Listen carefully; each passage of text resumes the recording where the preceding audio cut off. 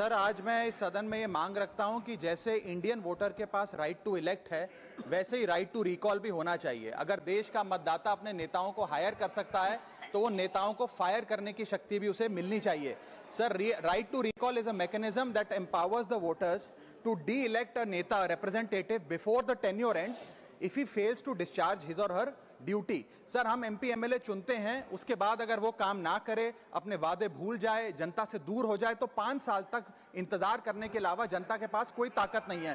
कोई interim provision नहीं, कोई अकाउंटेबिलिटी नहीं, कोई परफॉर्मेंस रिव्यू नहीं, कोई करेक्टिव ऑप्शन नहीं। चुनाव से पहले नेता जनता के पीछे और चुनाव के बाद जनता नेता के पीछे। और सर, 5 साल is too long a period in this day and age. अगर एक गलत फैसला गलत नेता को चुनने का लिया तो लाखों लोगों का भविष्य अंधकार में जाता है और पूरा क्षेत्र पीछे जाता है। Sir, we can trust our voters to elect. हमें अपने मतदाता पे विश्वास करना चाहिए कि वो अपनी गलती बदल भी सके राइट टू रिकॉल की ताकत से।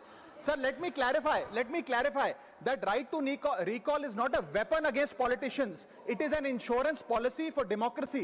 और भारत के संविधान में जब आप राष्ट्रपति को इंपीच कर सकते हैं टेन्योर के दौरान, उपराष्ट्रपति को हटाने का प्रावधान है, जजों को इंपीच करने के लिए प्रोसेस लेट डाउन है, यहां तक कि रूलिंग गवर्नमेंट के खिलाफ नो कॉन्फिडेंस मोशन लाकर आप सरकार बर्खास्त कर सकते हैं।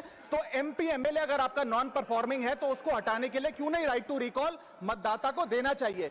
दुनिया की 24 से ज्यादा डेमोक्रेसीज में राइट टू रिकॉल का मैकेनिज्म लागू है, जिसमें यूएस, कनाडा, स्विट्जरलैंड जैसे देश है। मैं आपको उदाहरण देता हूं सर, कैलिफोर्निया में एक गवर्नर क्रिस डेविस नाम के नेता 2002 में चुने गए।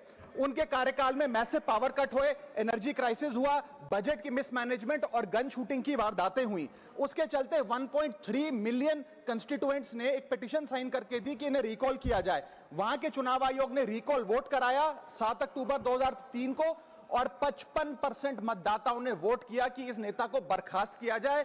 ग्रे डेविस को हटाया गया और आर्नल्ड श्वार्ज़नेगर को वहां पे गवर्नर बनाया गया। सर, मैं बता दूं कि हिंदुस्तान में भी इसका प्रेसिडेंट है।